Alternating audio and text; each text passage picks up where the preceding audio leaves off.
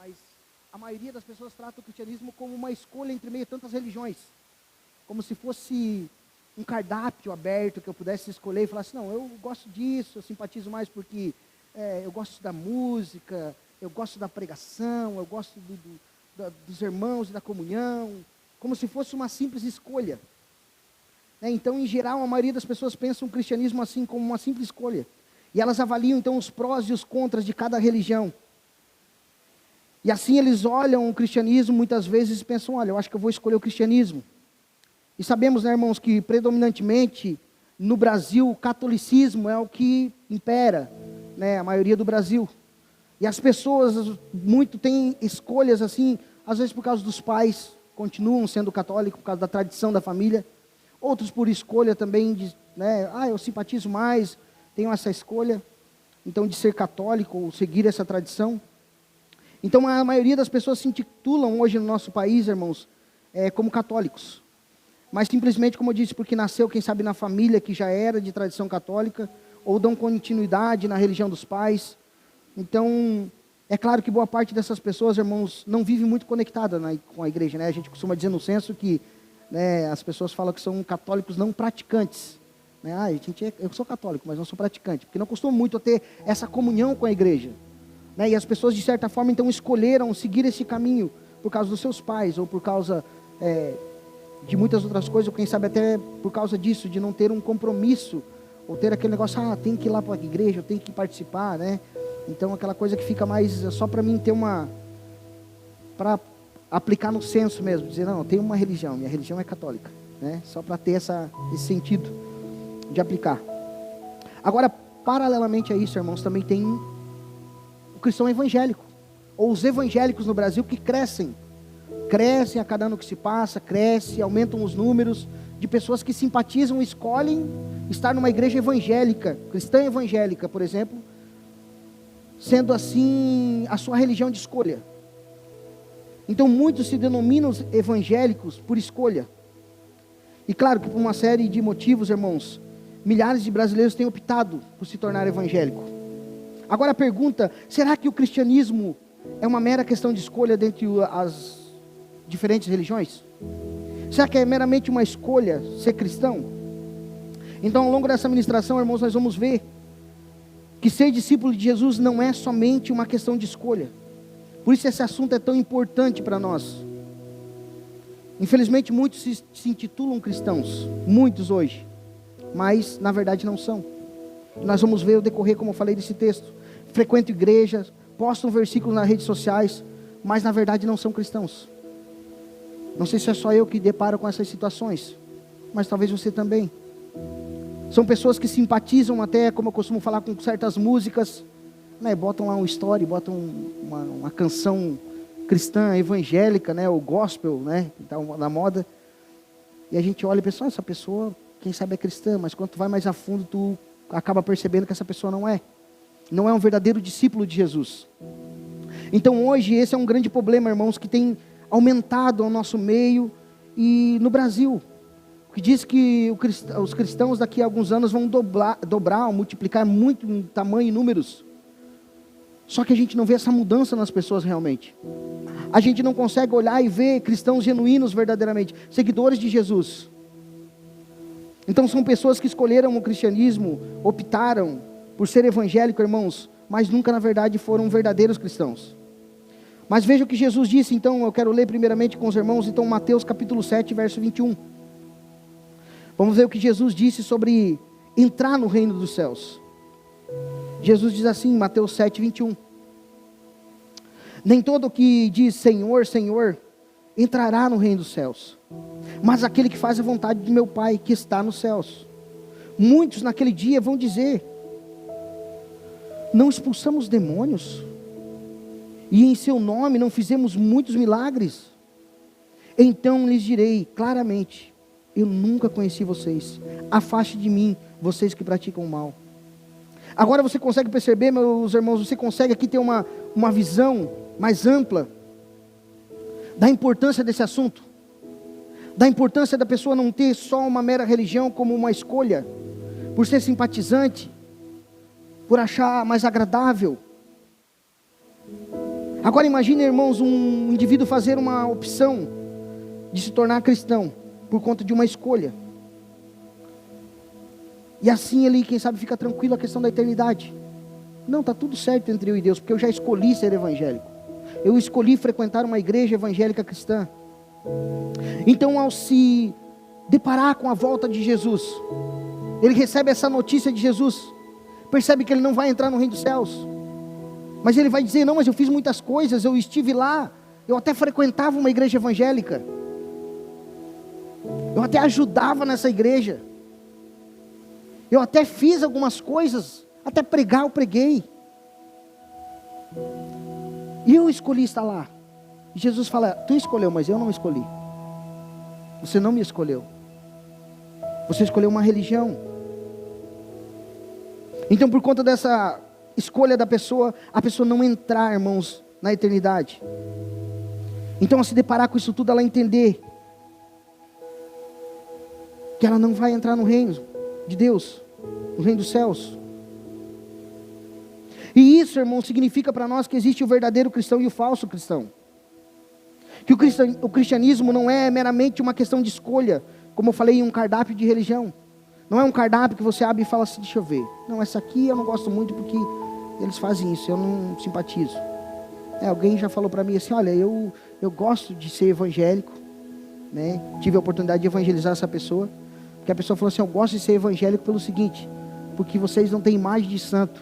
Eu não acredito em santo, você gosta de estar rezando para o santo, não é comigo. Então eu não acredito que é só uma estátua lá tal, mas eu gosto da igreja evangélica, eu simpatizo. Uma escolha, porque ele não gosta de outra coisa. Mas quer dizer, assim que ele for desagradado, assim que ele ouvir uma pregação, irmãos, que confronte essa pessoa vai embora. Ela fala assim: lá eu não gosto do santo, aqui eu não gosto da pregação, porque foi dura demais. Lá eu não gosto porque a cor é assim, lá eu não gosto porque a música é tal.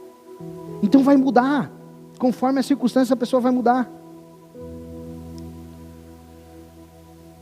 Então muitos irmãos até dizem que você precisa escolher no cardápio da religião, uma religião, quem sabe a religião dos seus pais. E eu tenho uma péssima notícia para os filhos hoje: se você está escolhendo uma religião por causa do teu pai, você não é salvo. Se o Pablo hoje escolhe vir para a igreja por causa de mim, meu pai é pastor, então eu escolho ir na igreja que o meu pai é pastor, e eu vou lá tocar bateria porque o meu pai é pastor. Felizmente a notícia é essa: não é salvo. Nós não escolhemos estar num lugar por causa da circunstância. Agora outros dizem: você pode escolher a religião que você quiser, independente da religião dos teus pais, você é livre, agora você pode escolher a religião que você achar melhor.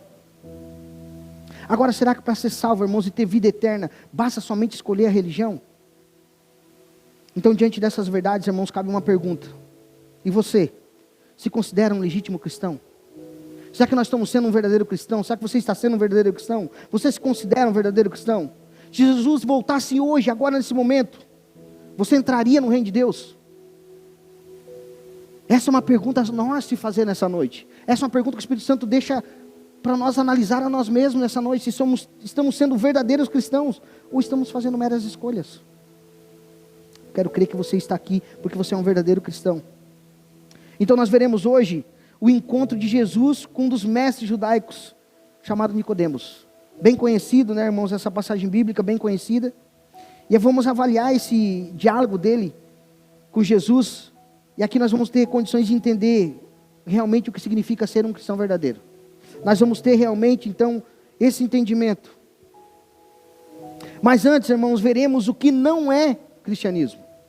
E o primeiro ponto aqui, eu quero enfatizar com os irmãos que cristianismo não é emocionalismo. Emocionalismo não é cristianismo. Ou seja, Jesus estava iniciando aqui o seu ministério público. Ele começava aqui agora a fazer assim com seus discípulos a evangelização, e junto quando ele ia passando, onde que ele ia caminhando, pessoas iam sendo curadas, transformadas. E não era só uma ajudinha, irmãos, não era que Jesus vinha e levantava um do chão e falava: toma uma bengala. A pessoa levantava e andava, cego via. Então essas coisas aconteciam e as pessoas se admiravam. E começavam mais e mais a seguir Jesus, pelas coisas que eles estavam vendo. Então Jesus aqui começa fazendo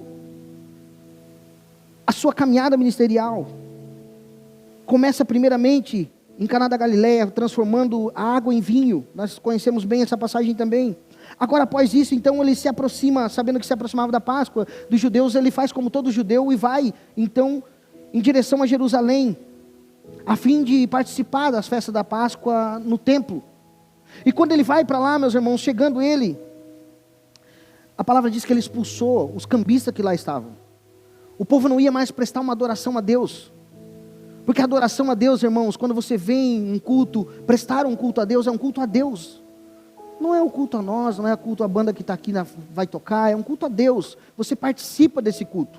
Você é participante desse culto, ativo. É a igreja que adora a Deus, é a igreja que clama a Deus, é a igreja que ora a Deus, glorifica a Deus, exalta a Deus. Então esse povo não estava mais indo lá para adorar a Deus. Não como era para ser. Porque eles precisavam preparar um sacrifício para levar, irmãos, para o templo. O sacrifício que eles precisavam levar era um animal sem mácula, sem manchas. E ele precisava levar, quem sabe, uma pomba, quem sabe um cordeiro, quem sabe um novilho.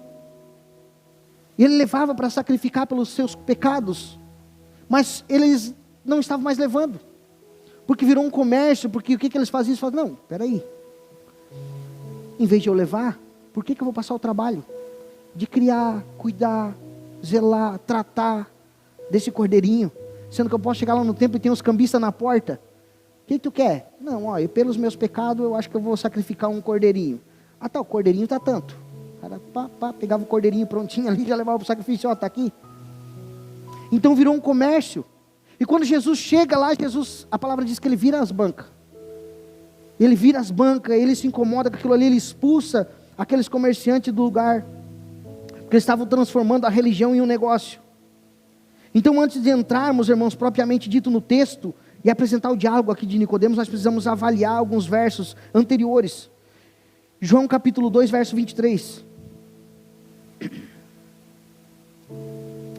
Estando Jesus em Jerusalém, durante a festa da Páscoa, muitos creram em seu nome, quando viram os sinais que ele fazia. Então João aqui diz, meus irmãos, que muitas pessoas criam em Jesus.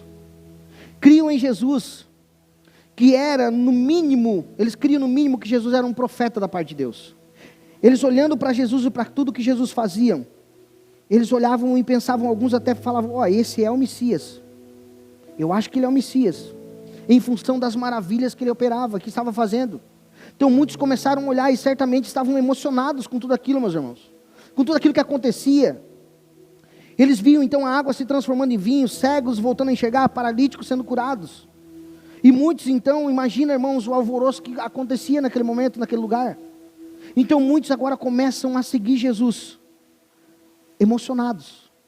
Emocionados, irmãos, porque imagina ver aquilo acontecendo assim nos teus olhos. Eles viam e se emocionavam, então começavam a seguir Jesus. Eram pessoas que estavam completamente curadas, como eu falei. Até os céticos se impressionavam. Aqueles que duvidavam. Céticos, irmãos, aqui é aquele que duvida. Cético é aquele que é como Tomé, ele precisa ver para crer. E aqueles que queriam ver, viam. Aqueles que queriam ver, viram. Se emocionaram, quem sabe, e falaram, olha, esse mesmo, da parte de Deus, ele é. E começaram a seguir Jesus. Então muitos creram por ver, meus irmãos. Agora, quem não ia crer, né? Com todos esses milagres. Vendo todos esses milagres a seus olhos acontecendo. Então provavelmente eles se emocionavam. Estavam emocionados e passavam a crer naquele homem. Mas será, irmãos, que esses que creram instantaneamente, porque viram os milagres, falaram, eu creio. Esse aí eu creio, porque eu vi, imagina, tinha aquele cara que estava aqui à beira do caminho, anos pedindo esmola, cego, de nascença, e de repente ele foi curado. Eles viram aquele cego ser curado. Mas agora, será que essas pessoas que viram esse cego ser curado e creram em Jesus, falam, não, esse é o Messias. Esse é o Messias porque ele curou. Será que essas pessoas foram salvas instantaneamente? Será que elas mesmas já se tornaram cristãos instantâneos, assim, ali? Foi só olhar e falar, ó, legal. Isso é Jesus mesmo. Será que simplesmente por presenciar aqueles milagres, eles poderiam agora optar por serem seguidores de Jesus? Será que agora eles eram considerados cristãos? O texto continua. João capítulo 2, verso 24. Olha só. Mas o próprio Jesus não confiava neles, porque ele conhecia a todos, e não precisava que alguém lhe desse testemunho a respeito das pessoas, porque ele mesmo sabia a natureza, porque ele mesmo sabia o que era a natureza humana. Ele conhecia. Então Jesus deixa claro aqui para nós, que não era simplesmente por eles se impressionarem e estarem emocionados, porque viram o que acontecia, porque eram céticos e duvidavam, e viram acontecer aquele milagre, que realmente eram seus discípulos, que eram seus seguidores verdadeiramente, porque ele conhecia o coração deles. Então irmãos, essa que é a essência, ele conhece o meu e o teu coração.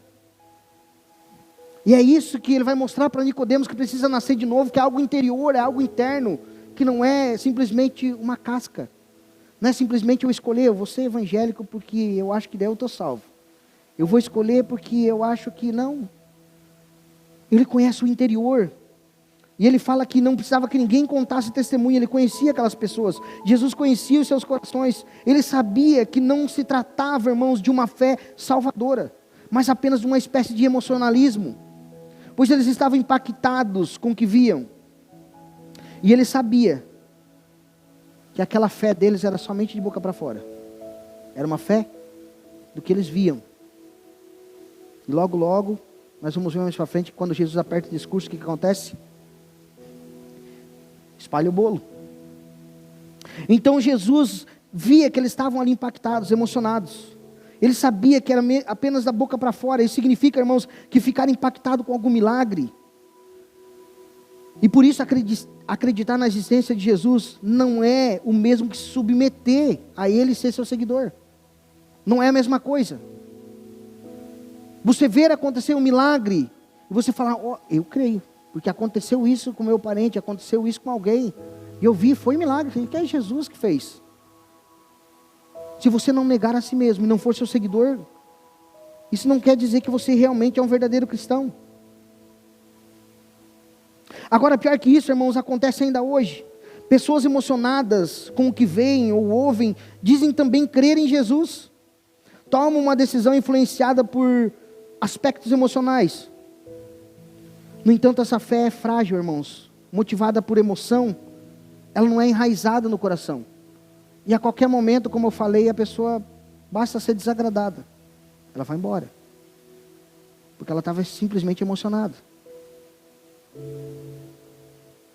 Então tomam decisões, irmãos, influenciadas em aspectos emocionais. Então essa fé baseada na emoção é uma fé frágil. Ela é movida pela emoção e não está enraizada no coração. Então ela se baseia apenas na emoção do momento. Por isso, logo desaparece. Aquela fé emocionada, irmãos, que se deu por um motivo, quem sabe, de ouvir uma música. A gente falava ontem, eu tive com alguns irmãos um momento de comunhão, e a gente falava ontem sobre isso. Aquela pessoa que ela ouve uma música que não é cristocêntrica, que não adora, porque louvor, irmãos, nós temos que colocar uma coisa bem clara para nós. Louvor e adoração é tudo aquilo que adora ao Senhor. Não é aquilo que é motivado para o homem. Pode ser uma autoajuda, a gente pode chamar de uma música gospel, a gente pode falar aquela ajuda, quem sabe quem está triste e abatido. Sim, mas ela não é uma adoração a Deus. Ela não é uma música bíblica que adora a Deus. E muitas pessoas ouvem uma música assim e ficam emocionadas. E nós, pastores, irmãos, somos tentados a colocar aqui no nosso, como é que é o nome agora, a nossa lista? Esqueci, repertório. Músicas que agradam a você. Imagina a gente começar a tocar músicas aqui, que 4 louvores a gente faz no início desse culto. E no início desse culto a gente botar os 4 que agradam as pessoas. Igrejas são assim, irmãos. Infelizmente, muitas igrejas no Brasil e no mundo são assim. Elas colocam as músicas que emocionam as pessoas, que deixam a pessoa com o coração mais tranquilo, quem sabe faz as pessoas chorar, se arrepiar. E a pessoa fala, eu gosto de estar aqui. Por causa disso, porque eu sinto um arrepio. Eu sinto algo assim, eu cheguei aqui tão triste, agora isso falou lá no meu coração profundamente. Não que a adoração não possa, e o Espírito Santo não possa falar a você, mas a adoração é a Deus. E aí quando sai isso do centro e tira Cristo do centro, irmãos, as pessoas se emocionam. E como eu falei, nós pastores e quem está na liderança do louvor é tentado a colocar louvor, porque todo mundo gosta. Fala assim, toca aquela. Por que vocês não fazem aquela? Aquela é tão bom, aquela descansa, quem te prometeu garante. E tu fala, é essa mesmo, fala comigo, Jesus. Jesus fala, não, a adoração é para mim, como é que tu está aí recebendo a adoração? E passa a ser ao contrário. Em vez de ser o povo levando a adoração a Deus, é mais ou menos Jesus adorando as pessoas. E as pessoas se emocionam. E emocionalismo, irmãos, junta pessoas. Mas pessoas emocionadas têm uma fé frágil. E logo essa fé vai embora quando a realidade chega. Quando a realidade bate na porta, a dificuldade bate na porta. Não, acabou a emoção. Ou essa fé desfalece, ou as pessoas vão em busca de novas emoções. Vai buscar novas emoções porque não consegue mais estar firme na presença do Senhor, porque a sua fé foi baseada numa emoção. Quem sabe uma música, como eu falei, descansa, tem uma música que fala, né? Descansa, quem te prometeu garante, descansa. Esse mal não é para a morte. Sou eu que estou chegando agora e já tenho a tua vitória. Quem não quer, né, irmãos? Pensou? Que esse refrão aqui, pronto, acabou. Aí a pessoa vem a um culto como esse, e ela precisa nascer de novo. Ela precisa se arrepender dos seus pecados. Ela fez tudo errado durante essa semana. E ela precisa agora se entregar ao Senhor Jesus e falar, olha, você está errado, você precisa se entregar, nascer de novo, senão você não vai entrar no reino dos céus. Aí a pessoa chega aqui, senta, aí a gente canta essa. Descansa, quem te prometeu garante, esse mal não é para a morte. Mal é para a morte, morte espiritual e eterna. Só que em vez de a gente falar, você está com câncer terminal e é para a morte, você precisa nascer de novo. A gente fala, não. Toma essa pílula do dia seguinte, pega. A pessoa, ai que bom, fui ali, e eu tenho que descansar mesmo. Eu fiz tudo errado essa semana, eu aprontei, traí minha esposa, fiz um monte de coisa, mas agora está tudo bem entre eu e Deus, porque agora eu posso descansar, que a vitória é minha, a vitória é nossa. E sai bem. E a semana ele faz tudo errado de novo, e na outra semana ele volta aqui. E ele vai voltar porque ele se torna um cliente, um consumidor. E ele vem de novo e fala assim, hoje deu tudo errado de novo essa semana, tu acredita? Tem mais uma pílula daquela dia seguinte para mim de novo? Aí nós tocamos mais uma, descansa, podia repetir aquela, para me sentir bem. Vocês estão me entendendo, irmãos? Que uma fé emocionada, irmãos, prejudica as pessoas, prejudica o evangelho.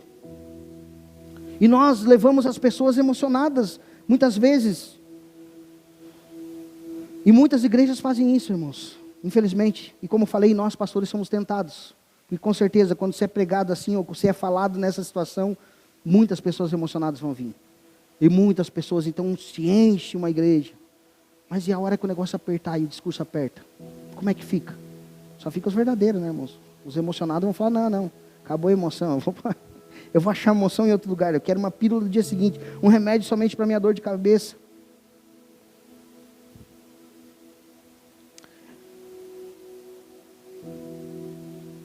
Então hoje, irmãos, as pessoas emocionadas, elas só querem um alívio. Como eu falei, uma pílula do dia seguinte.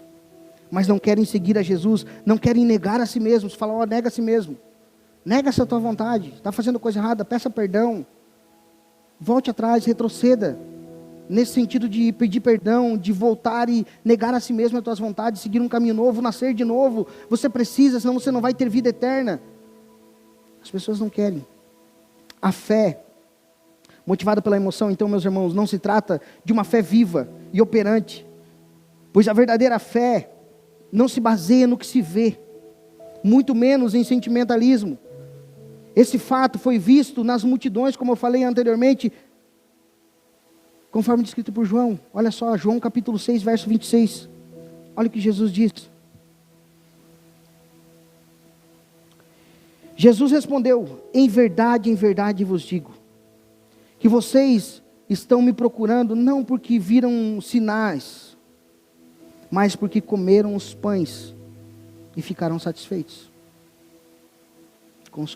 Consumismo. Estavam consumindo. Jesus sabia então que muitos estavam ali seguindo ele simplesmente porque ele estava o alimentando. Eles queriam pão, mas não queriam assumir um compromisso com Jesus. Eles queriam pão, mas não queriam um compromisso de segui-lo. Tanto que quando Jesus aperta o discurso, irmãos, nós podemos ver que os seus seguidores foram peneirados. Quando ele aperta o discurso, é como se fosse peneirado. Quando ele lhes apresentou as implicações de ser um seguidor dele, nós podemos ver que muitos deixaram de segui-lo. Olha só, João 6,60. Muitos dos seus discípulos, tendo ouvido as palavras, disseram: duro é esse discurso, quem pode suportá-lo? Quem pode suportá-lo?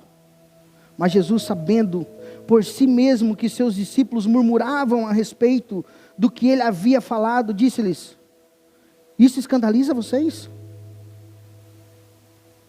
65. E prosseguiu: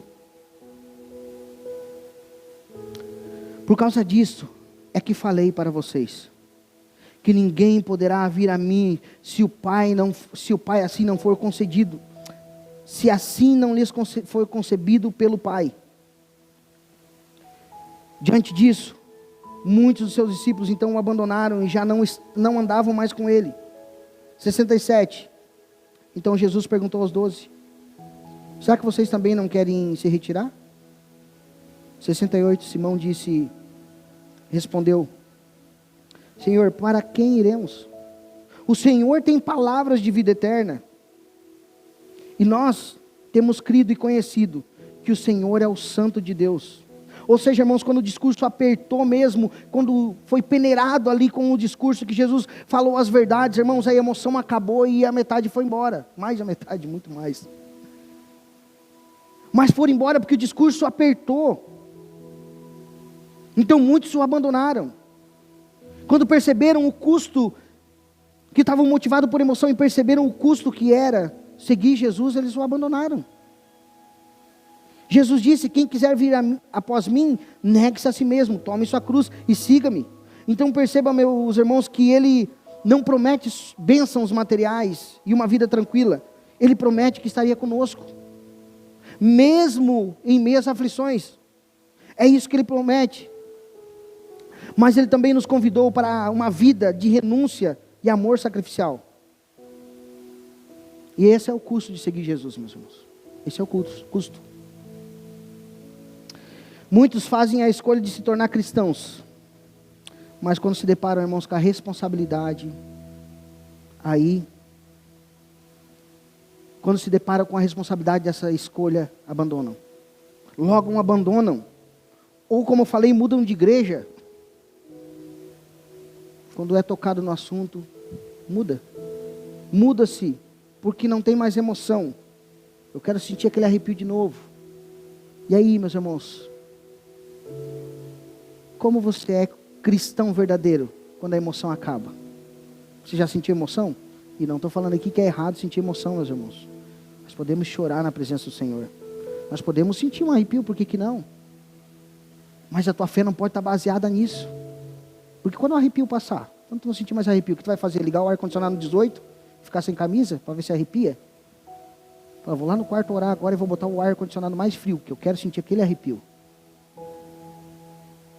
Eu quero chorar e as lágrimas não vêm. Aí tu força um choro, fala: não, agora eu vou chorar, chora. Eu quero sentir, cadê? Jesus, eu não estou te sentindo, eu não estou sentindo mais. Como é que a gente é e como nós somos cristãos verdadeiros quando acaba o sentimento, quando acaba a emoção?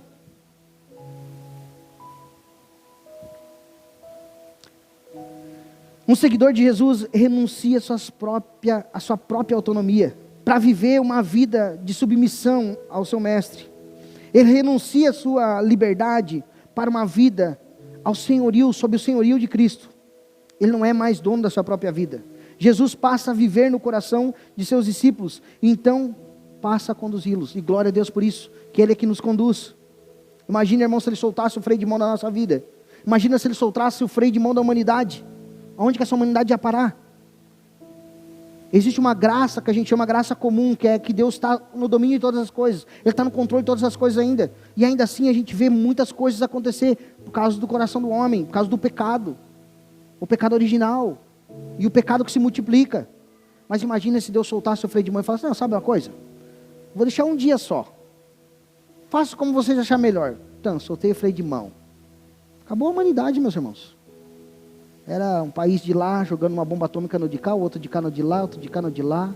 Então, acabou. Fim de história.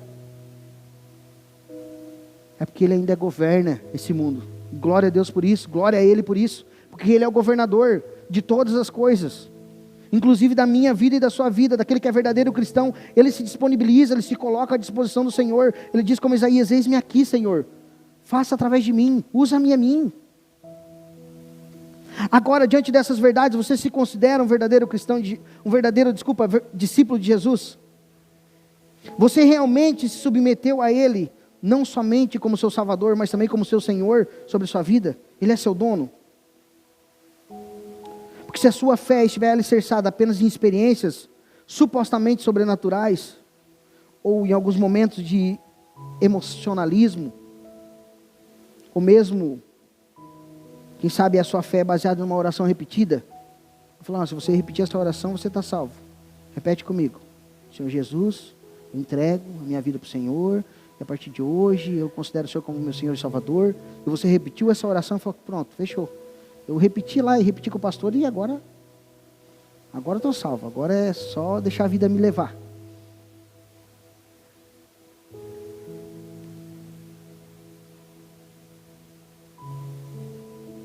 Então, irmão, se nós tivermos uma fé baseada nas emoções, somente nas emoções, como eu falei, não que você precisa tirar as emoções, porque nós somos seres emocionais, temos emoções. E isso é bom, porque Deus que fez e construiu a gente assim. Agora, se nós tirar tudo isso, tirar o emocionalismo, será mesmo que a nossa fé permanece? A tua fé permanece sem emoção?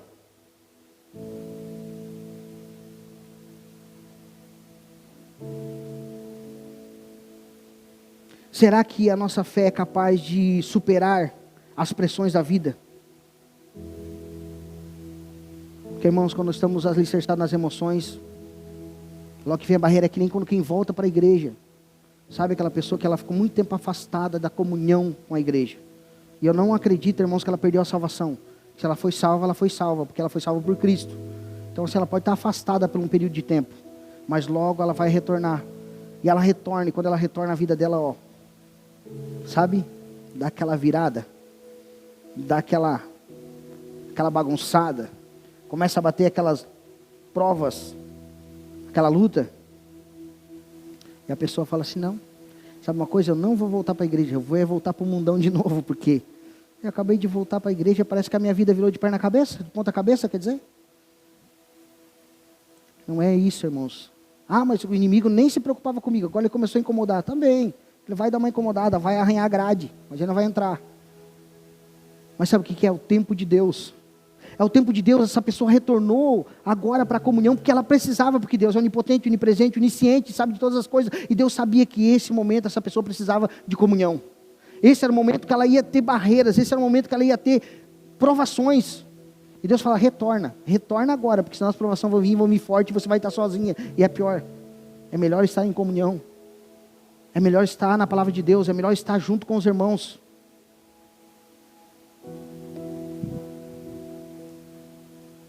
Então, irmãos, que a nossa fé não seja essa fé baseada nas emoções. Porque a fé baseada nas emoções não é capaz de suportar. Porque as nossas emoções, elas vão e vêm. Essa é a verdade. Quem sabe hoje você acordou triste. Quem sabe agora você está entediado.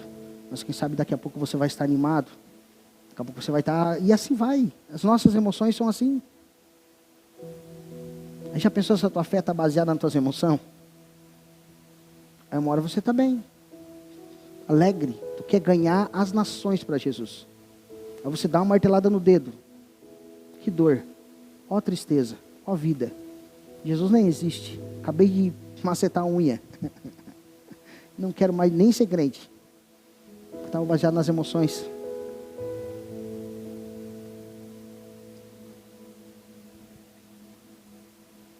Então, meus irmãos, Nós precisamos ter essa visão, ter esse entendimento, fazer uma análise de nós mesmos,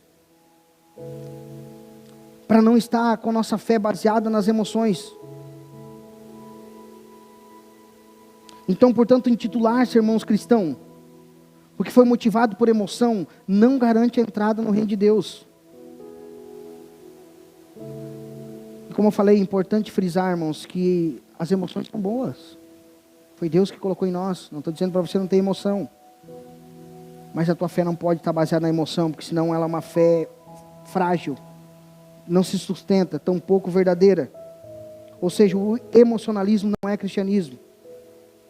Agora o segundo ponto, racionalismo não é cristianismo. E aqui nós entramos no texto. João 3, verso 1. Havia entre os fariseus um homem chamado Nicodemos, um dos principais judeus.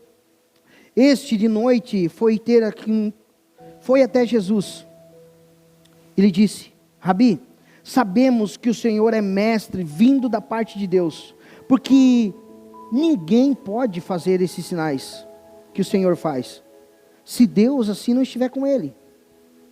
Jesus respondeu: em verdade, lhe digo, que se alguém não nascer de novo, não pode ver o reino de Deus. Nicodemos, irmãos, era um judeu importante daquela época. Ele era um judeu preparado naquela época. Ele era fazia parte do partido dos fariseus, um grupo que tinha tanta influência dentro do judaísmo, quanto também influência religiosa, quanto política. Então Nicodemos era um cara conhecedor de tudo, do Antigo Testamento, da lei de Moisés. Ele era aprofundado nas Escrituras. Ele também era um membro do Sinédrio, que era tipo um STF da época, né, onde tinha juízes que julgavam causas.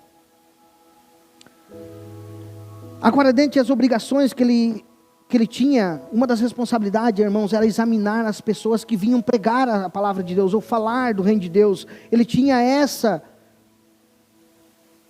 responsabilidade de avaliar as pessoas, se as pessoas estavam falando verdades ou eram falsos profetas. Além de tudo, então, Nicodemos também era um escriba, um intérprete da lei de Moisés. Ele era um intelectual, irmãos, do Antigo Testamento. Enfim, Nicodemos era alguém muito influente dentro dos judeus. O texto diz que ele veio ter a noite com Jesus, e muitos falam que ele foi ter a noite com Jesus porque ele estava com vergonha, né? Porque ele não queria que ninguém visse ele chegar lá conversar com Jesus. Então ele foi na calada da noite, meio 007, agente secreto, foi lá conversar com Jesus. Outros dizem que não. Outros dizem que ele foi lá conversar à noite com Jesus, que era quando Jesus tinha maior tempo.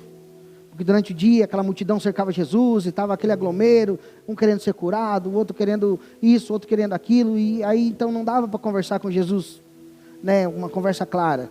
Então alguns estudiosos dizem que, comentaristas bíblicos falam que ele foi ter com Jesus neste horário porque era melhor. Era um horário bom, que Jesus estava disponível, ia trazer boas explicações para ele. Ter uma conversa mais fechada, vamos dizer assim, mais íntima com Jesus. Mas enfim, irmãos, independente do motivo de qual ele foi ter com Jesus, a verdade é, irmãos, que ao contrário dos outros fariseus que sempre que encontravam Jesus, questionavam Jesus, tentando achar uma falha em Jesus, tentando achar uma falha no que Jesus ensinava, Nicodemos não. Nicodemos vai ter uma conversa com Jesus, já tendo Jesus como mestre. Por isso que ele fala: Rabi, mestre, sabemos que o Senhor não é qualquer um não. Ou seja, não é como nós. Sabemos que ninguém faz essas coisas que tu faz. Quem faz essas coisas vem de Deus. Então, ele já quis dizer, sabemos que tu não é um falso profeta. Já sabemos, eu pelo menos sei que tu não é um falso profeta, que tu é alguém vindo da parte de Deus. Então o seu respeito é demonstrado quando ele chama Jesus de Rabi, de mestre. E ele não fez pergunta como os outros, apenas ele faz uma declaração: Rabi, sabemos que o Senhor é mestre vindo da parte de Deus. Então Jesus meio que retruca ele com essa declaração.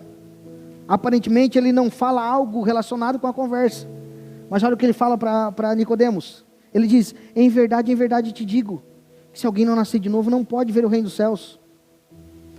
A resposta de Jesus, então, não parecia fazer sentido ali para Nicodemos naquela hora. Não parecia conectar a fala que Nicodemos fez, mas Jesus assim estava trazendo algo do fundo do coração de Nicodemos. Era uma leitura que só ele podia fazer. A sua referência, irmãos, a ver o reino de Deus, claramente diz respeito à sua salvação eterna. É isso que Jesus está falando com ele. Mas se você sim, eu sei, você me conhece, você disse que eu sou mestre, você disse que eu venho da parte de Deus, eu também te conheço. Eu falo para você que você não tem a vida eterna. Agora imagina, irmãos, imagina a ficha de Nicodemos caindo. A minha vida toda eu estudei as Escrituras, eu sou mestre, eu conheço tudo, e aí eu recebo essa péssima notícia, que eu não posso entrar no reino dos céus, mesmo sabendo o que eu sei, mesmo conhecendo o que eu sei. Nas entrelinhas, então, Jesus está dizendo para ele que não importa o que ele estava vendo, que a vida eterna, a salvação eterna não tem nada a ver com o que ele viu dos milagres que aconteceu. Como quem diz, Nicodemos, tu viu os milagres acontecer? Vi, e sei que ninguém faz esses milagres, a não ser que venha da parte de Deus. Mas mesmo que você creia nesses milagres, você não terá salvação eterna. Crer neles, ainda assim, não vai fazer, ainda que você creia nesses milagres, você não vai fazer parte do reino de Deus. Então Nicodemos estava impressionado ali com os sinais que Jesus fazia. Mas Jesus disse para ele, olha, importa que você nasça de novo. Portanto, então, como Jesus via, apesar de Nicodemos ser um profundamente conhecedor das Escrituras, ser um cidadão que conhecia, que tinha grande influência, Jesus disse, olha, você precisa nascer de novo, ainda que você conheça tudo.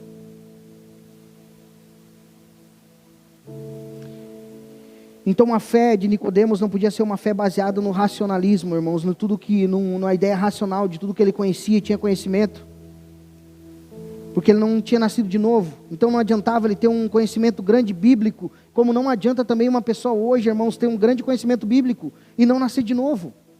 Ela pode ser um grande estudioso da Bíblia, e não que isso seja errado, irmãos. Nós precisamos sim estudar teologia, nós precisamos conhecer mais o Senhor, precisamos ler mais a Bíblia, mas isso não nos dá a garantia da salvação. Tem ateus que conhecem muito mais a Bíblia que eu e você, e conhecem profundamente. Quem sabe foram nos manuscritos originais, entende de hebraico, entende de grego, mas ainda assim não nasceram de novo, e não herdarão o reino dos céus, se não nascer de novo. Então isso não é uma garantia para a salvação. Afinal de contas, a salvação não acontece no cérebro, não são só as pessoas intelectualmente preparadas que são salvas. Glória a Deus por isso, já pensou? Não, você tem que ser tem que ter 2 faculdades para ser salvo, para entender intelectualmente o que a Bíblia está falando, entender tudo isso, senão você não vai. Porque Nicodemos entendia de tudo e conhecia tudo, e ainda assim Jesus disse para ele, você precisa nascer de novo. Ou seja, então, irmãos, você pode ter sido movido ao cristianismo pela curiosidade dos assuntos. Talvez algumas pessoas que estão nos vendo essa noite gostem de estudar teologia, e por isso gostam, como diz alguém, alguns irmãos dizem para mim assim, às vezes eu conheço um irmão aqui, um irmão lá, e as pessoas são diferentes, e alguém fala para mim assim, eu gosto mesmo de debate, eu gosto mesmo de ver o circo pegar fogo, eu gosto mesmo de confrontar as pessoas, eu gosto de pegar um versículo aqui, mas aí é nascido de novo, quem sabe ele até leva alguém para a salvação, né, porque está debate, mas ele ama isso, quem sabe ama estudar teologia para confrontar, ama estudar teologia para fazer quase que uma confusão. Mas será que nasceu de novo? Porque a palavra diz que nós devemos exortar sim, mas em amor. Então muitos, quem sabe, têm esse conhecimento. E eu quero frisar aqui, irmãos, que o conhecimento bíblico e teologia é fundamental para nós. Agora, se nós optamos pelo cristianismo, escolhemos, porque nós gostamos de estudar teologia, ou temos um aprofundamento bíblico, também está errado. Nada disso nos garante que somos verdadeiros cristãos. Agora o terceiro ponto, o moralismo também não é cristianismo. João 3,7.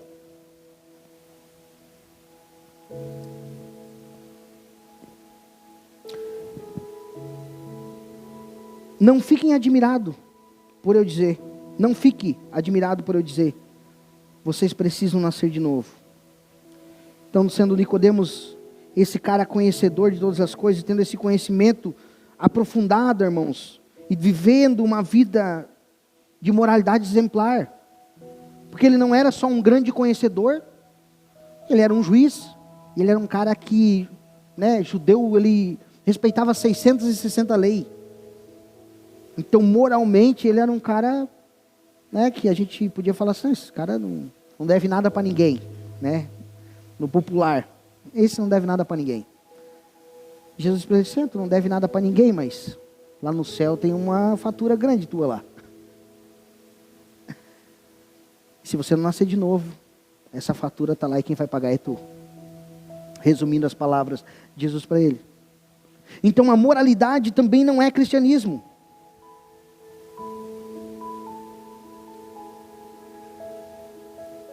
Porque Nicodemos, ele jejuava 2 vezes por semana, entregava o seu dízimo no templo, orava em pé na sinagoga, era isso que os fariseus faziam.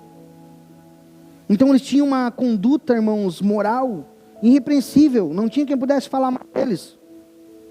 Mas ainda assim Jesus diz a ele, e a eles, vocês precisam nascer de novo. Agora como assim?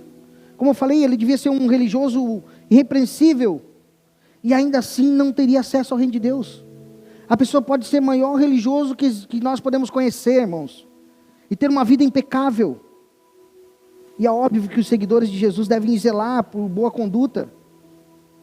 Mas muitos confundem cristianismo com moralismo, ou mesmo com conservadorismo. E é claro que nós devemos zelar por essa conduta moral, assim pelos preceitos dos relacionamentos familiares. Somos contra o aborto, somos. Mas não porque somos conservadores, sim porque nós somos cristãos verdadeiros. Sim por isso. Não há garantia então de que ninguém que defende esses temas seja um discípulo de Jesus. É possível ser meramente um religioso, ou uma religiosidade vazia, uma formalidade religiosa, ou seja, alguém que viva uma vida moralmente exemplar e opte pelo cristianismo, mas necessariamente não seja um verdadeiro cristão. Porque sabe, tem pessoas nessa cidade que não deve nada para ninguém, literalmente. Sabe o que é literalmente? Literalmente, irmãos. Não deve nada para ninguém. E ainda assim, não vai herdar o reino dos céus. Porque é uma dívida muito grande, que só Jesus pode pagar. Só pode ser paga aquele que nasce de novo.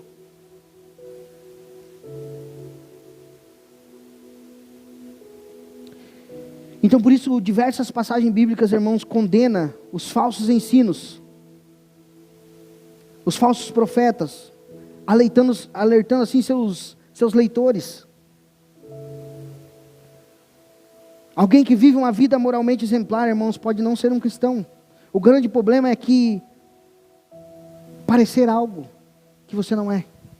O grande problema aqui é parecer alguém que não é o religioso mesmo. Irmãos, quem sabe você olha e fala assim, não, o pastor está bem vestido, então por isso ele nasceu de novo. Ele fala bem. E muitas religiões são assim, eu estou falando dentro do evangélico, tá? Vou trazer aqui, evangélico. Igrejas evangélicas, irmãos, que a pessoa falou bem, a pessoa se vestiu bem, ela tem uma boa comunicação, fechou. Já toma um estado de liderança, já pode pegar uma cadeira lá, cativa, pode subir para cá que tu é dos nossos, então tu está no nosso meio, pronto, e não nasceu de novo. É simplesmente uma casca, uma capa, um conhecimento, como eu falei, até bíblico, mas pode não ter nascido de novo. Então fica esse alerta. Por isso diversas passagens, como eu falei, condenam o falso ensino, e os falsos profetas alertando seus leitores. E os mais criticados por Jesus foram os próprios escribas e os fariseus.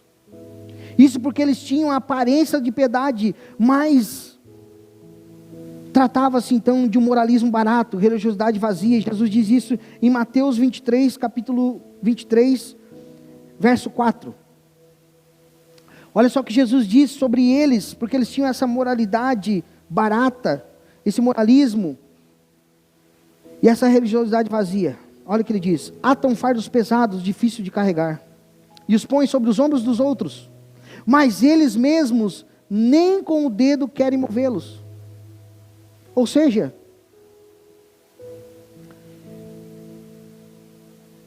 tu não pode isso, certo? Mas eu posso. Ainda que seja escondidinho, mas eu posso. Não pode, irmãos. Já viu isso? Acontece muito, meus irmãos. Infelizmente acontece. E é isso que Jesus está falando sobre os fariseus. Eles atavam o fardo pesado, eles estreitavam, a porta cheia estreita, eles deixavam mais apertadinha ainda. Mas, não pode isso, não pode aquilo, não pode esse outro, não pode isso. É 660 lei. E hoje não tem 660, irmãos, mas tem leis que, olha, meu Deus. Não pode o brinco, não pode o cabelo, não pode isso, não pode aquilo, não pode aquele outro. Não pode. Mas daí está na academia de leg. Mas no culto, saião até o pé, cabelão, não, sem brinco. Mas na academia está de leg, bem apertadinha, com a barriga de fora, coisa que nem as do mundo fazem às vezes. Vão na academia, né, vão um camisetão, né, para se tapar o corpinho, mas as irmãs, se é que eu posso dizer que é irmã, né? Não só as irmãs, mas os irmãos também, irmãos. Né, não vamos aqui. Mas é isso. É atar fardos pesados aos ombros do povo e eu mesmo não levar. E eu mesmo fazer diferente. Quando ninguém está vendo. Era isso que eles faziam. E olha só, Jesus diz mais no verso 5. Praticam todas as obras a fim de serem vistos pelos outros. Quando estão vendo, beleza. Verso 13. Ai de vocês, escribas e fariseus, hipócritas, porque vocês fecham o reino dos céus diante das pessoas. Pois vocês mesmos não entram e nem deixam entrar os que estão entrando. Quer dizer, não entram, porque não vão entrar, porque não nasceram de novo. Estão pregando um moralismo, dizendo, olha, é pelas obras, você tem que, se você tiver esse padrão, tem uma listinha, né? Eu vi essa semana passada, acho um vídeo de um pastor lá do Pernambuco, Ceará, sei lá. Enfim, ele fala assim, isso é uma doutrina da nossa igreja, precisa ser preservada. Tinha uma listinha. Isso que você já sabe, não precisa dizer roupa, cabelo, né, tá, unha, esmalte, tá, principalmente para as mulheres, né? Para os homens é só a barba, para nós é fácil, né? É só fazer a barba e está tudo certo. Mas para as mulheres o caminho é mais apertado, para as irmãs fica mais estreitinho ainda. As irmãs são crentes lá, mas fora de lá elas vão chegar em casa e não vão ficar de saia, né? Tá um frio desse, ela vai falar assim, vou dormir de calça. Ninguém está vendo mesmo, não tem problema. 25 nós já lemos, né? Deixa eu ver. Não, 25. Ai de vocês, escribas e fariseus hipócritas, porque vocês limpam o exterior do copo e do prato, mas esses por dentro estão cheios de roubo e de glutonaria. 26. Fariseu cego, limpe primeiro o interior do copo, para que também o seu exterior fique limpo. 27. Ai de vocês, escribas e fariseus, hipócritas, porque vocês são semelhantemente aos sepulcros pintados de branco, que por fora se mostram belos, mas interiormente estão cheios de ossos de mortos e toda podridão. 28. Assim também vocês por fora parecem justos aos olhos dos outros, mas por dentro estão cheios de hipocrisia e maldade. 33. Serpentes, raças de víboras, como esperam escapar da condenação do inferno? Esse foi o tratamento de Jesus com os falsos religiosos. Agora, por que ele pegaria tão pesado assim com eles? Jesus teria exagerado aqui nas suas palavras? Claro que não, meus irmãos, porque era hipocrisia. E deveria ser desmascarados, então eles deveriam ser. Era questão de vida ou morte. Vida ou morte eterna. Essa é uma questão que Jesus estava tratando. E essa é a questão que nós estamos tratando essa noite. Ele estava aqui então não só dando oportunidade para que ele se arrependesse, como também estava alertando aqueles que o seguiam. Estava alertando o povo que estava seguindo eles. Tudo que é falso, irmãos, obviamente, procura se passar pelo verdadeiro. Agora, diferente de uma bolsa falsificada, se você comprar, de uma carteira, de qualquer outra coisa, né? Antigamente, na minha época, a gente comprava CDzinho do Play. O máximo que vai trazer de prejuízo é que você colocar ele e não aparecer lá o logo, né?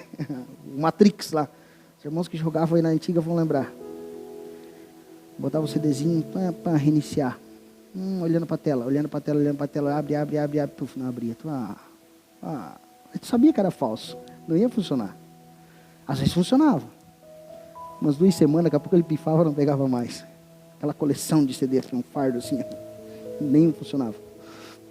Mas diferentemente, irmãos, então, de comprar um CD falso, uma bolsa falsa, que não vai te trazer grandes prejuízos, irmãos, imagina um evangelho falso. O evangelho falso ensinado, irmãos. O evangelho falsificado trará grande prejuízo, prejuízo eterno. Terríveis. Um falso ensino produzirá falso cristão.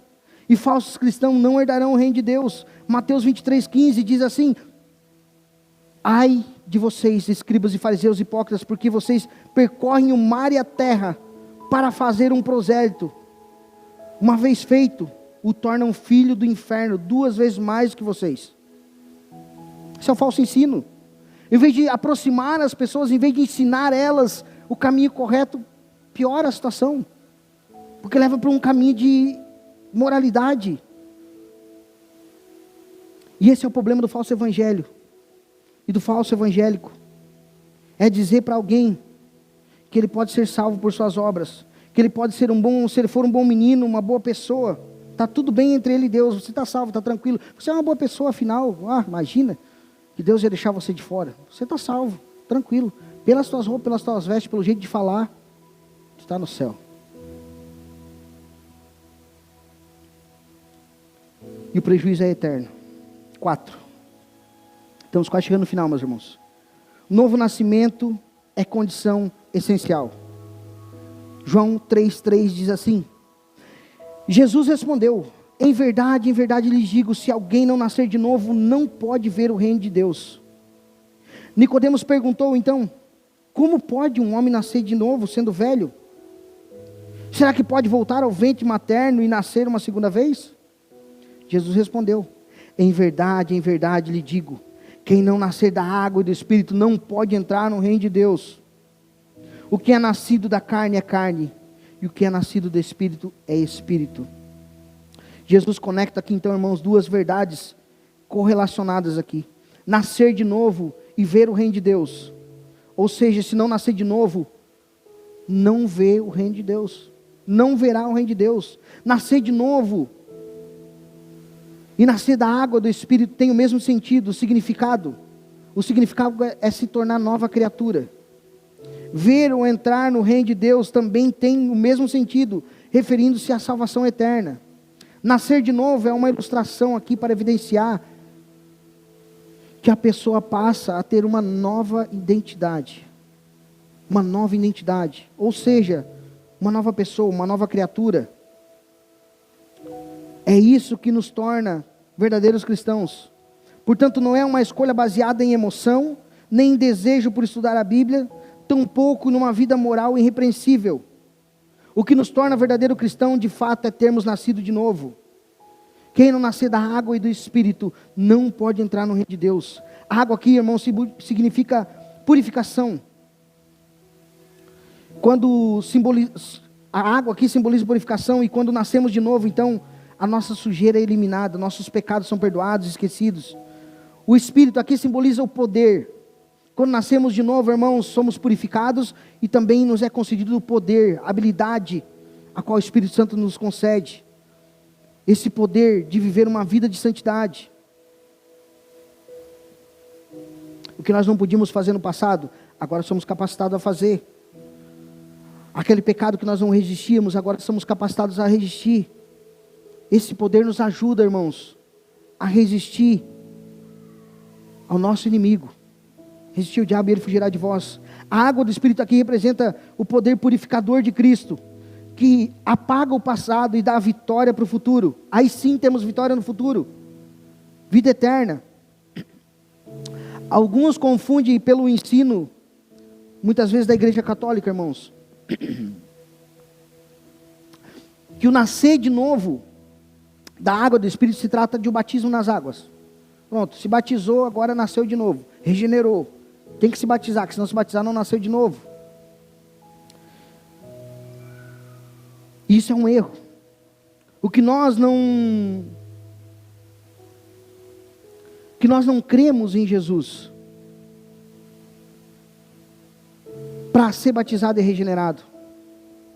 Não é assim. A regeneração começa antes mesmo do batismo. Começa naquele momento que o Espírito Santo começa a operar em nós.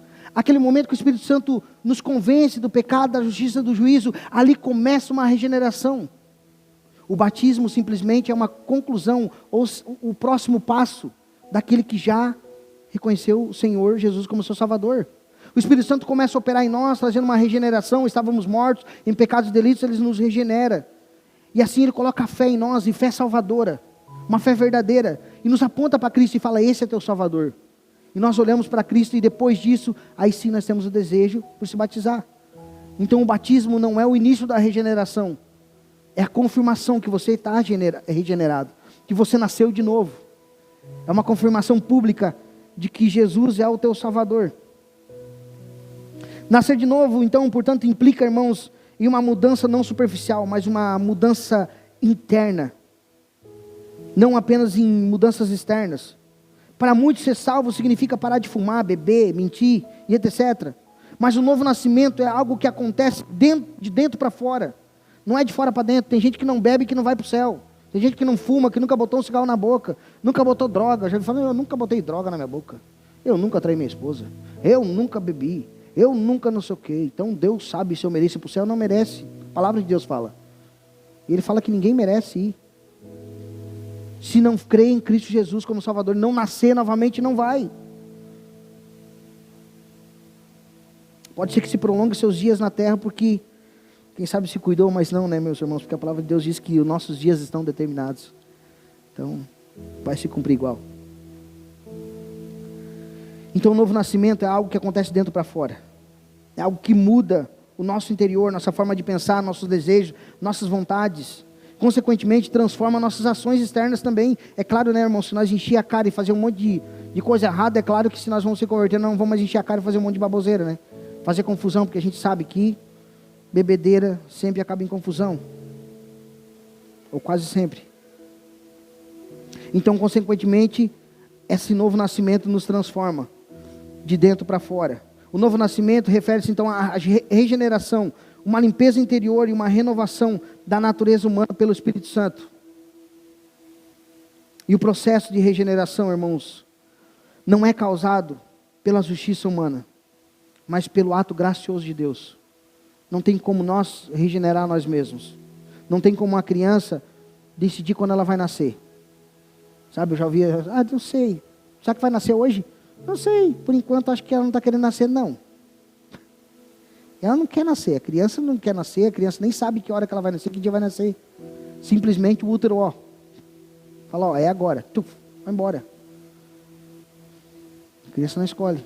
Porque na nossa cabeça a gente pensa que a criança está lá dentro. Eu acho que hoje eu vou ser lá para umas 3 horas da tarde. A mãe vai sofrer até as 3. Não quero nem saber. Desde manhã. Trabalho de parto. Não, irmãos. É o útero que está trabalhando, é as contrações, é ali, depende do útero. Então nós também não podemos se regenerar a nós mesmos. Nós não podemos nascer de novo. Isso depende da soberania de Deus, depende de Deus. Viver então, irmãos, como cidadão do reino de Deus, nos traz privilégios, mas também traz responsabilidades. Temos o privilégio de ter o acesso ao Criador do céu e da terra. Ele é nosso Pai. Fomos reconciliados com Ele, temos esse acesso. Podemos conversar com Ele, temos acesso à sua santa, poderosa palavra. Glória a Deus por isso, glória a Ele por isso. Vivemos em paz, e uma paz que excede todo o entendimento. Esse é um benefício. Sabemos que nada nos faltará, porque Ele nos prometeu, Ele nos promete e Ele é fiel para cumprir. Convivemos com os demais irmãos de uma igreja local, e assim herdamos também juntos a vida eterna. Agora, responsabilidades.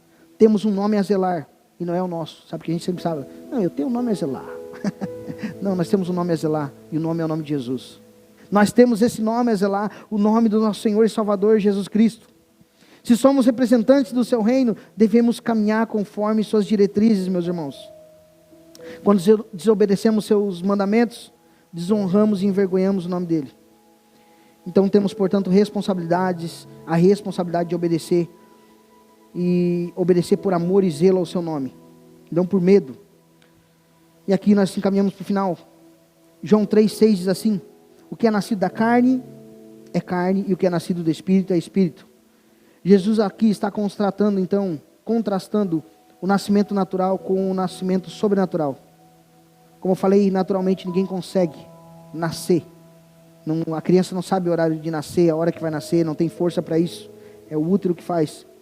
Naturalmente falando, então, ninguém consegue acessar o reino dos céus. Se não nascer de novo, não consegue entrar no reino dos céus. Não tem esse acesso. Então não se trata simplesmente de uma escolha entre religiões. Ninguém consegue sua cidadania celestial porque ficou emocionado, arrepiado durante um culto, ou porque gosta de teologia, ou mesmo porque tem uma vida moralmente exemplar.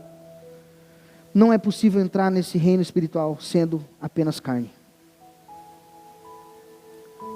E a pergunta é, meus irmãos, o que nos torna verdadeiramente cristão é o novo nascimento. E a pergunta é, você realmente nasceu de novo? É nova criatura? Foi regenerado? É possível identificar uma diferença significativa, meus irmãos, entre quem você era e quem você é agora? Você consegue ver isso?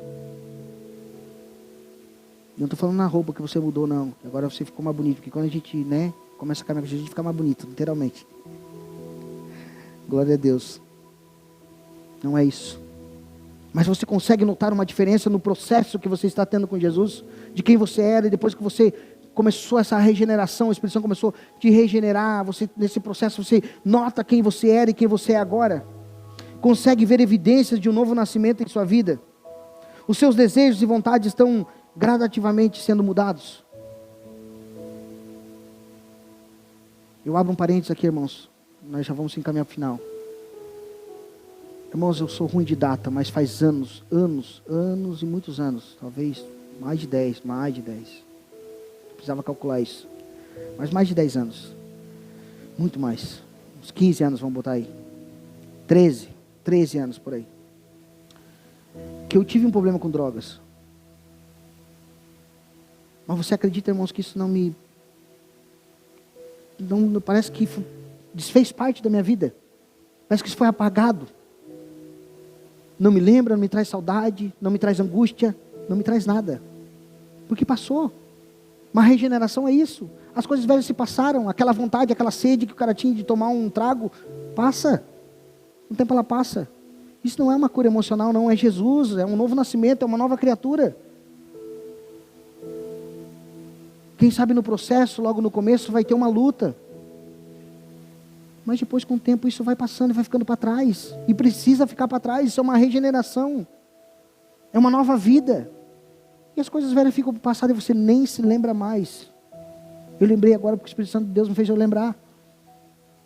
De como era e como é agora. De quem eu era e quem eu sou agora. De quem você era e quem você é agora. De as coisas que você desejava, você não deseja mais. Se deseja ainda, peça graça. Se você sente que você não nasceu ainda, não nasceu de novo, peça para o Senhor. Hoje é a noite, hoje é a oportunidade de clamar a Ele. E eu finalizo aqui então, meus irmãos, como nascer de novo? João 3,7. Não fique admirado por eu dizer, vocês precisam nascer de novo. O vento sopra onde quer, você ouve o barulho que ele faz, mas não sabe de onde ele vem, nem para onde ele vai. Assim é todo aquele que é nascido do Espírito. Imagina agora a cabeça de Nicodemos, meus irmãos, escriba, fariseu, um dos principais dos judeus, um cumpridor da lei de Moisés, moralmente impecável, e agora Jesus diz que ele não merece ir para o céu. E agora Jesus olha para ele e fala assim, além disso, ele conhecia todos os sinais, por isso que ele olhou para Jesus e falou assim, não, tu é enviado de Deus, só pode. Porque ele conhecia o Antigo Testamento apontava para Jesus, o Messias que haveria de vir. Então ele olhou e falou assim, esse é o que haveria de vir. Tu é aquele que haveria de vir. Mas agora o Senhor olha para ele e fala assim, mas não. Mesmo conhecendo tudo isso, sabendo tudo isso, coisa que quem sabe os que estão lá fora não sabem, você não merece ir para o céu. Imagina o choque, meus irmãos. Imagina o choque que deu agora em Nicodemos. Uma vida inteira buscando ser merecedor da sua salvação, por meio daquilo que ele fazia, e ele chega até Jesus, Jesus diz, não, nada disso adiantou, você precisa nascer de novo.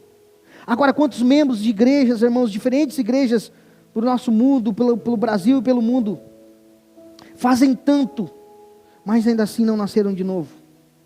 Como eu falei, quem sabe por negligência do próprio pastor, por negligência dos próprios aqueles que lideram e não querem pregar isso. Fala, você precisa nascer de novo, você precisa mudar, você precisa entregar realmente a vida para Jesus, realmente confiar nele. Mas não, imagina que eu vou mexer com o povo está tudo aqui, está tão bom, por que eu vou pregar esse duro discurso? Vou embora. Quem sabe servem em diferentes ministérios da igreja. Talvez muitos ainda andam assim, fazem tudo isso, como Nicodemos fazia, mas são meros religiosos e ainda não foram regenerados. Já imaginaram, meus irmãos? Então, quando Jesus afirma que Nicodemos precisava nascer de novo, ele estava dizendo que Nicodemos não precisava mais se emocionar. Isso é, Nicodemos, sabe o que é? Você precisa nascer de novo. Nicodemos ficou pensando, então quer dizer que talvez as leis de Moisés não estão bem decoradas, eu tenho que decorar melhor. Talvez eu não estou tão emocionado, eu devia chegar aqui chorando por ter visto aquele cego voltar a enxergar. Não, talvez eu devia fazer melhor. Acho que eu não estou filtrando bem o suco que eu estou tomando. Lá está indo algum mosquitinho. Porque eles tinham até isso, né, irmãos? Nas leis que eles filtravam até o suco que eles iam tomar. Nicodemos, quem sabe, ficou pensando tantas coisas nesse momento, tantas coisas passaram pela cabeça de Nicodemos, mas Jesus não estava falando sobre isso, sobre que ele precisava fazer algumas coisas, ou decorar algum versículo, ou chorar mais. Não era isso que ele precisava fazer, não era algo que ele faltava fazer, ou seja, ele não precisava pagar um preço, como é muitas vezes dito. Olha, sabe uma coisa, você precisa pagar um preço. Irmãos, já pensou se nós tivéssemos que pagar um preço para herdar a vida eterna? Ninguém ia herdar a vida eterna. Quem herdaria? Ninguém de nós herdaria a vida eterna, irmãos, se precisasse pagar algo. Não era algo então que faltava ele fazer. Ou seja, não estava falando ali sobre algo externo, mas interno.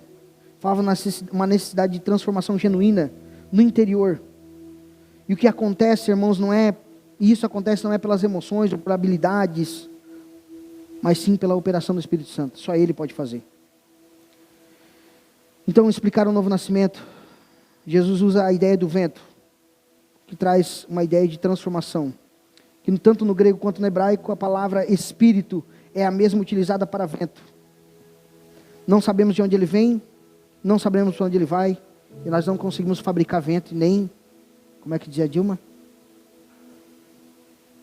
Estocar, não tem como, não dá para estocar o vento, não conseguimos. Então não temos esse poder, meus irmãos, só o Espírito Santo pode fazer. E aqui a ideia é essa, irmãos, que o Espírito Santo é como um vento, vem como um vento, a gente não sabe para onde ele vai, tampouco conseguimos enxergar o vento, mas devido ao barulho que ele faz e os seus efeitos, sabemos da sua existência. Assim é o Espírito Santo, ele vem e transforma, ele vem e muda, onde ele passa ele vai mudando, ele vai transformando. Sabemos, então não sabemos como ele trabalha, mas podemos ver os efeitos na vida de alguém. É exatamente assim, irmãos, que acontece na vida de que foi regenerado. Queria chamar os irmãos do louvor e queria convidar vocês a se colocar de pé para nós orar. Então não é uma questão de escolha. Assim como ninguém consegue produzir vento, estocar vento, manipular ele até a gente consegue para lá e para cá, mas um ventilador, quem sabe, mas não conseguimos fabricar.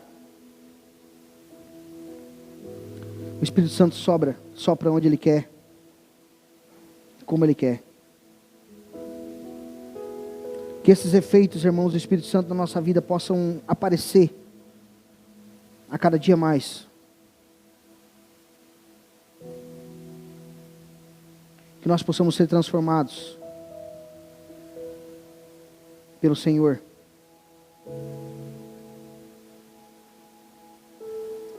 Senhor Deus e Pai, nós te louvamos, te bendizemos. Pai, o nosso pedido é que a nossa fé não seja baseada simplesmente na emoção, ou na moralidade, ou no intelectualismo. Que haja arrependimento, sim, em nossos corações hoje. Espírito Santo, regenere o coração daqueles que ainda não foram regenerados. Essa é a nossa oração. Que venha haver novo nascimento. Hoje é um dia que nós, aqueles que ainda não encontraram essa regeneração, não viveram esse novo nascimento, tem oportunidade, Pai. Que nessa cidade, Pai, possa haver essa regeneração. Teu Espírito Santo opere em nós, opere, Senhor Deus, para nos conduzir a pregar o Evangelho. Que essa semana, Pai, nós possamos evangelizar ao menos uma pessoa. Que nós possamos ter essa oportunidade de falar desse novo nascimento. Que não é a religiosidade, não é aquilo que nós fazemos, mas é sim aquilo que o Senhor já fez por nós na cruz, que nos pode nos dar a vida eterna, essa herança eterna, Pai. É isso que nós pedimos e nós te agradecemos em nome de Jesus. Amém. E graças a Deus. Vamos adorar o Senhor.